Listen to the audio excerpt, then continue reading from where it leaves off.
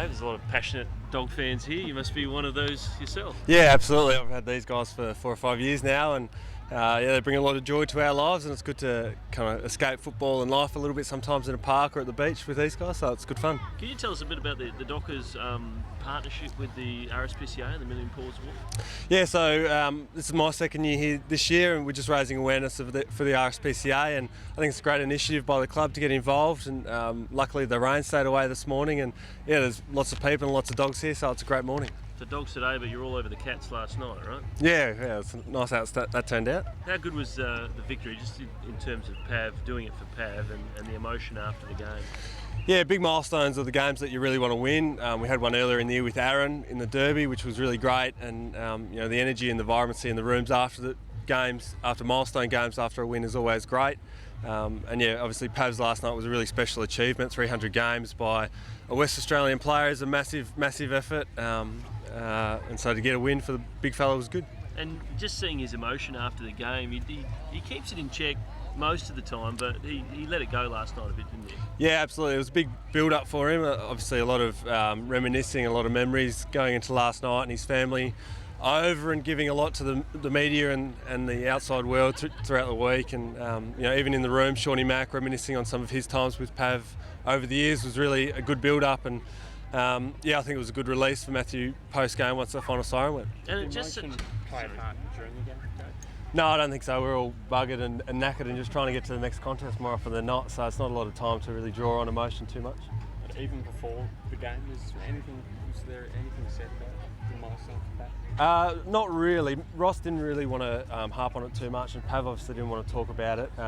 But when Pav was doing the coin toss, the boys just did briefly speak about Pav's obviously our captain and been a tremendous player for the club, and it's a big day for him, so we wanted to honour that with great effort and show the respect that we have for Matthew through that. Did you feel that it gave you a lift at all personally during the game?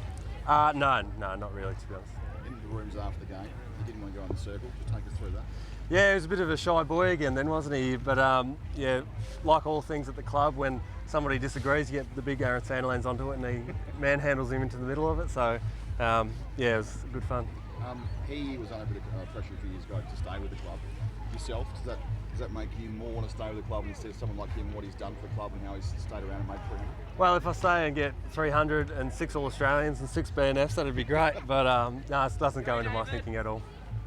Just on the win last night, I mean, it was incredibly important given where the season was at for you guys, and now with the bye, it seemed to come at a perfect time.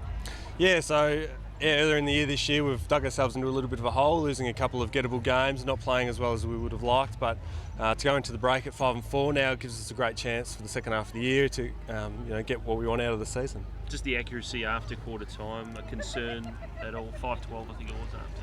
Yeah, not a great concern. No, obviously not ideal and not something that we want to continue, but not a great concern.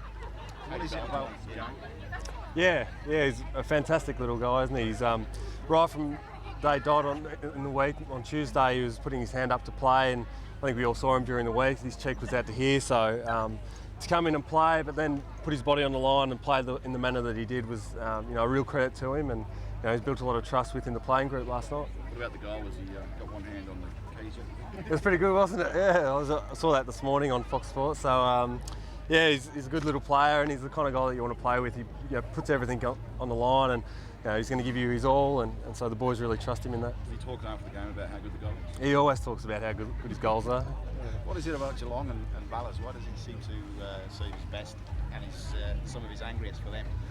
Yeah, I'm not too sure, to be honest. You have to ask Hayden, but maybe Matty Scully, when he chinned him a couple of years ago, got him fired up. But no, I don't think it's any anything specific with Geelong. Hayden puts it all on the line every single week and gives us his all. So he's just fortunate enough last night that it paid dividends. Are you happy to have the bye now, or after a win like that, do you rather just keep going?